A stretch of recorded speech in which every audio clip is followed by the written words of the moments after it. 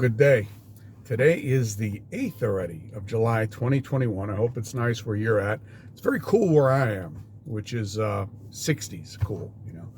But it's the Chicago area, and this is a video that's, you know, important not just because I'm in the Chicago area, but because of what happened in the Chicago area this actually yesterday.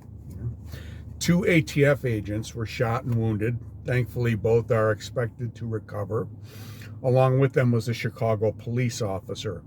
And apparently they were following a vehicle, and the people that they were following didn't much like it and opened fire without any warning. And the rounds penetrated the windshield of the government vehicle, wounding a Chicago police officer and wounding 2 federal agents. This comes on the heels of a July 4th weekend in Chicago where over 100 people were shot, many fatally. Of 400 that were shot in the United States, 100 were shot in Chicago. Really severe problem.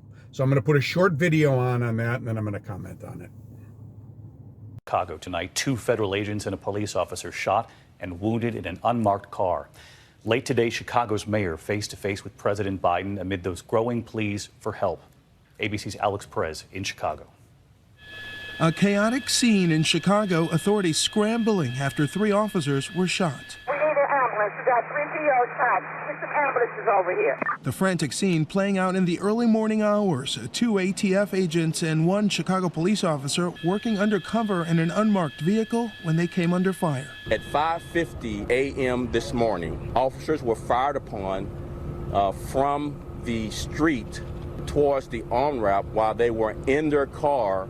Dozens of first responders on the scene. The injuries, thankfully, authorities say, not life-threatening. And tonight, detectives are questioning a person of interest.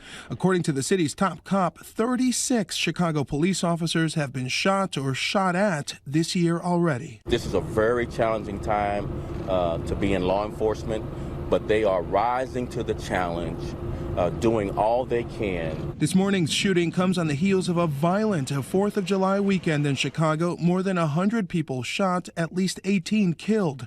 Now some local officials asking the feds for help. Our communities are under siege. Our police officers are under siege. They're outmanned and they're outgunned. And Alex Perez with us from Chicago tonight. Alex, we know President Biden was in Illinois today. Chicago Mayor Lori Lightfoot meeting him on the tarmac. Yeah, David, we're told the 2 talked about that federal help that's expected to arrive soon. Special teams that will be dispatched to tackle gun violence here in this city and cities across the country. And David, those 3 officers who were shot today, by the way, they have been released from the hospital. David? Encouraging to hear, Alex. Thank you. So there you have it. I mean, a high shooting, a high homicide rate. Now they're even firing on federal agents. The response, or the planned response, I think, out of the Justice Department, heard this on the radio, is that they're going to send additional federal agents. They're going to team them up with Chicago police. They're going to go out on the street and try to lower this level of violence somewhat. I would suggest that that would only have a limited effect. Cutting violent crime really... There's so many proven ways of doing that already. But if you're ideologically opposed to those ways, you just won't consider them because you consider them to be, anathema to what you believe. You know, they're just opposed to what you believe.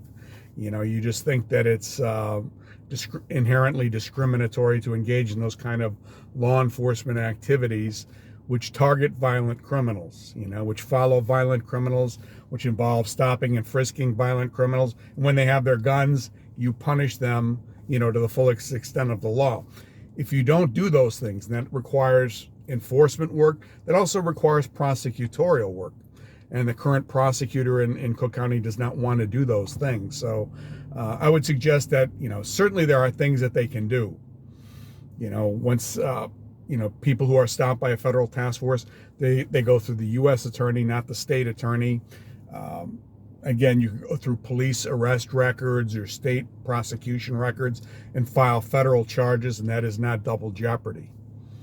And again, federal court is something most criminals are terrified of, because if you're a convicted felon in possession of a firearm, it's generally a 60-month on your first hit, 120 on the second, 120 months incarcerated, and there's no parole, and they don't send you downstate. They don't send you to 26th in California or to Pontiac or state. They send you to Bastrop, Texas, where your relatives can never see you. So it's a long distance. They're afraid of federal court. But I mean, a long-term fix on something like this is going to be, calling the problem for what it is, coming up with a realistic solution, which, has worked in the past. There are plenty of police chiefs. Howard Safer, who was a DEA agent. He was one of the top marshals, and then he went from that to being Rudy Giuliani's chief of police in New York. These people know what it takes to reduce violent crime. They've done it, but if you're not going to do that, it's not going to go down. It's just not going to go down. And the sad thing is that innocent people, good people who just live in the city, are going to have to pay the price. So yeah, I mean, I'm sad that these two agents were hurt. I'm very happy that they're going to make it through.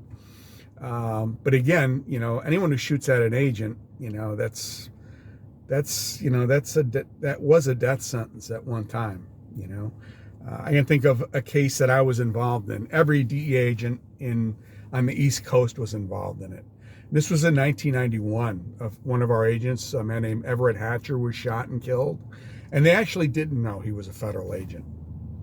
The guy who shot him just thought he was going to buy drugs, and he shot and killed him. Now, unfortunately for him, Everett Hatcher was a federal agent, and the guy that shot him and killed him was a low-level organized crime guy named Gus Faraci, Constable Gus Faraci. And what we did in response to it when that happened is we turned over every racket that the Gambino crime family was running. And well, how did they finally stop this? Because their rackets were being greatly disturbed by the New York police, the DEA, the Miami Metro-Dade police, the DEA down there. They couldn't get any peace. Their gang leaders were being harassed. What they did, legally harassed, not illegally harassed. They just killed him and dumped him and said, come get him, and it's over with, and it was, but, that was then. That was 30 years ago. Now is now. And, you had a different president, you had a different attorney general, you had a different mindset in the country. But hopefully, we'll regain some of that mindset. And primary concern, we got to reduce violent crime in the inner city. I think that would be a great contribution. And I think federal law enforcement can play a big part in that if you allow them to. Again, a situation like this, they should be hiring a lot more FBI, a lot more ATF, a lot more DEA, a lot more marshals, and putting the resources where it really needs to be. And I'm not saying cut back necessarily on protective. I mean, you do need Capitol Police, but 2,000 of them, I don't think you need that. But who am I to say? So, that was my comment on two federal agents being shot. Hopefully it's been somewhat at least informative. It's given you my viewpoint anyway. And I hope you have a good day. And thank you for watching.